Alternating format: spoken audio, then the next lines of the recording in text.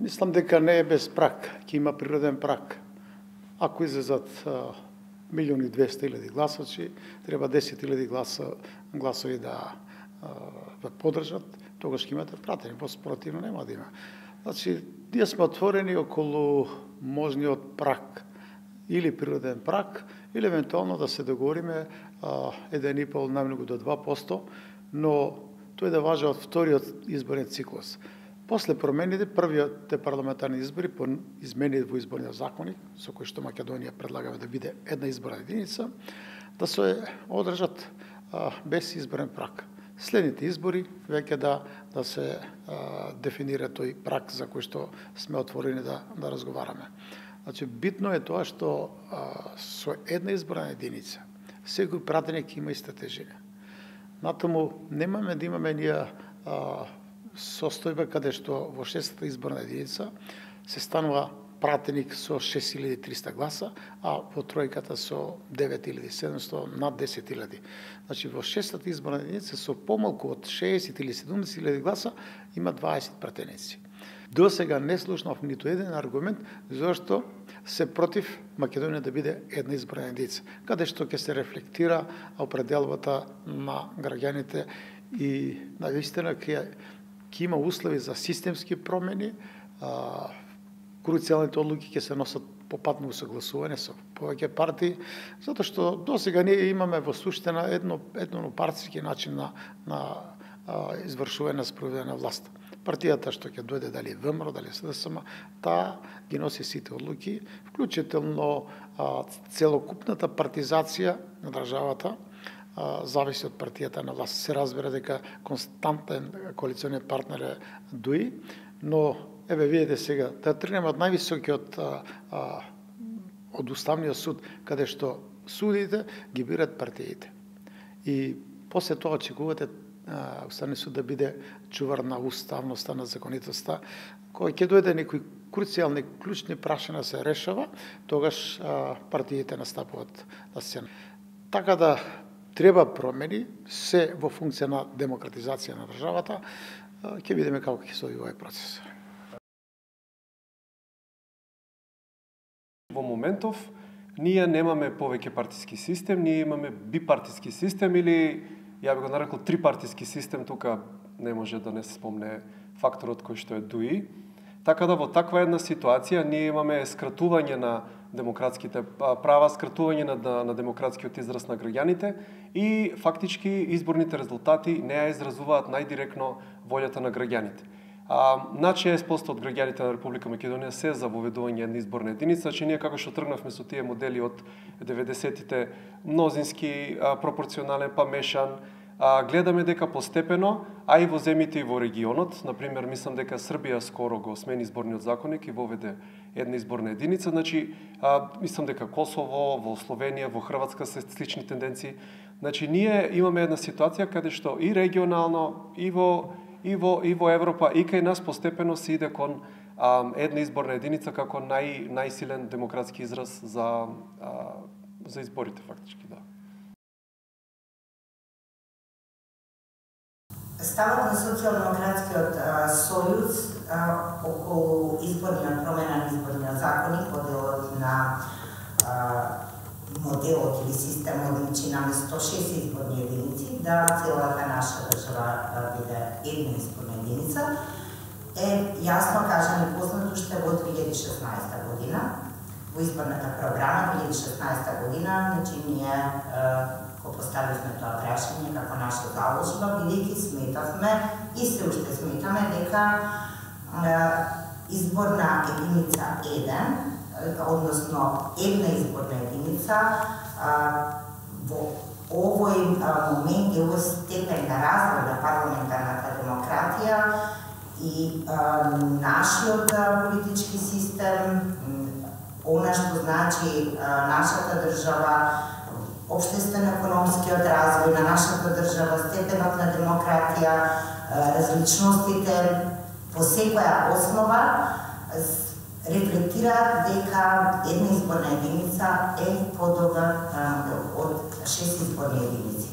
И тоа го застапуваме, тој став и го застапуваме во 2020 година повторно го активиравме, односно повторно рековме во нашата изборна програма, дека тоа е наша заложба и во минатиот состав, ако се сеќавате, сигурно се сеќавате, ние имавме еден опит за промена, но тогаш, за жал, неголемата опозицијска партија, ВМРО-ДПМН, не дозволи всушност воопшто отварање на една посериозна дискусија околу промена на моделот и сега е добро што веќе знаете што се прифати од мнозинството во парламентот, зборувам мнозинството 120 пратеници, да се разговара и да се отвори прашањето, да се разговара на темата, да и низ една поширока јавна дискусија, да дојдеме до најадекватното решение кое што ќе одговара на сите засегнати страни. Точно така, ако треба да подсетам, овој предлог на закон е доставен во собранието уште од март 2021 година и пред едно месец-два ВМРО-ДПМН како партија, односно како пратеничка група тука во собранието бевме тие кои што иницииравме оваа тема да се реобнови, да стане актуелна, бидејќи беше очигледно заглавена тука низ собраниските лавиринти. Организиравме средби со колегите пратеници од помалите политички партии кои што се коалиција на власта, кои што се предлагачи на овој закон. Од тие разговори можеби е ова произлезено како повторно актуелно да стане и конечно нашата и цел беше да се процесуира овој закон, да се отвори бидејќи е официјално тука во собрание и како што гледаме конечно, мислам пред 2 дена дека се закажа седницата на Комисијата за политички систем со 2 точки, па после тоа испадна со една ова и исходот од таа седница, бидејќи тука беше предлог законот на колегите во прво читање, мислам дека заврши со 7 гласа за, 1 против. Мислам дека има договор за да се организира една јавна дискусија по овој закон, така да, значи, првата наша цел е веќе остварена, тоа да се процесуира овој закон. За една изборна единица ние јавно кажавме дека сме, тоа и предлогот во овој закон, а исто така подготвени да разговараме за прагот, кој што е, мислам, најосетлива тема, нели, за помалите политички партии. Сите настојуваат да биде што помал и да се пресметува по однос на излезноста, а не на бројот на гласачи во избирачкиот список. Отворени сме за секаква дебата по однос на овој закон. Се надевам дека нема да биде долг периодот помеѓу завчерашната седница и би требало да биде што поскоро закажано и второто читање на овој закон, можноста за амандмани, да видиме што ќе се случува.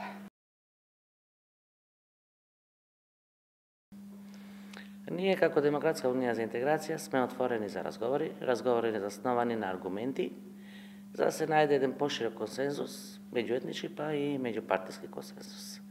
Така што немаме став за да биде или да не биде законот, туку едноставно сме отворени за разговори, засновани на аргументи. Актуелниот модел резултираше после конфликтот во 2001 година и за прв пат се имплементираше во 2002 година. Овој модел, актуелниот модел, покажа дека најдобре отсликува хетерогената структура на нашето општество, така што ние на некој начин нема да дозволиме да дојде до мајоризација на една партија кон друга партија. Така што пак ќе потенцирам, сме отворени за дебати засновани на аргументи. Значи, ние сме против 6 изборни единици. Зошто? Затоа што не е еднаков гласот. Значи, дававме неколку примери. Значи, последователно, 2008 и 2016 година во нашата држава е прекршен уставот, пошто е надминат цензусот 5%. Значи, разликата меѓу најголемата изборна единица со најголем број гласачи 6 и средната вредност на другите, така предвидува законот, не најмалата, со најмалата и уште поголема е разликата, значи средната вредност на другите, и 2008 и 2016 е надминат цензусот 5%. Значи, шеста изборна единица, да речеме, во 2008 имало 20.000 гласачи повеќе од трета, во 2011 се префрлуваат изборни места од Дебар, од шеста во пета, повторно шестата има 15.000 гласачи повише од пета и 28.000 гласачи повише од трета. Значи, ова логика продолжува. Да речеме, во 2016 шеста и втора заедно имаат 51.000 гласачи повеќе од трета и четврта. Заради тоа во нашата држава гласот не е еднаков. Значи, ако одиме по и 6 изборни единици по ова логика, не е во ред, пошто ние пред секој парламентарен изборен циклус менуваме закони, префрлувајќи изборни места од една во друга изборна единица. Нема логика. Значи, нашиот предлог беше 8 изборни единици во соснова на Законот за рамномерен регионален развој. Тој е научен предлог. Зошто научен? Пошто научници имаат утврдено дека нашата држава е таква скроена да биде поделена на 8 развојни региони. Знаете, и со 8 значи економисти, агрономи и други експерти, значи го скроиле тој закон. И во соснова на нашиот предлог бројот на пратениците не бил фиксен, за да имаме потреба да менјаваме закони пред секој изборен циклус. Значи пропорционално во соснова на бројот на гласачи ќе се утврдува бројот на пратениците. Да речеме, според една наша симулација актуелно, Скопскиот регион би имал 35 пратеника, Полошкиот 20, Источниот 10 и така натаму, се дури да доаѓаме до таа вкупна бројка од 120 пратеници. Значи, и во оваа насока нашиот предлог е научно заснован. Значи, пратениците би се идентификувале со соодветниот регион, не со изборните единици. Не би дошла до маргинализација и мајоризација на руралните средини наспроти урбаните и така натаму. Би се скроеле економски политики заеднички на регионите. Дури има можности за фискална децентрализација на самите региони во некои аспекти од животот и така натаму и така натаму. Значи има полза во секој аспект и не би се губело гласовите, тоа што реков. Значи како што велат популните партии, би се губело гласовите. Не, поради тоа што бројот на пратениците не би бил фиксен и пред самите избори би се утврдило кој регион колку пратеници ќе донесе. Значи тој феномен на губење на гласови не би дошол со овој наш предлог. И затоа ние го дадовме овој предлог и мислиме дека е единствен научно засновен предлог.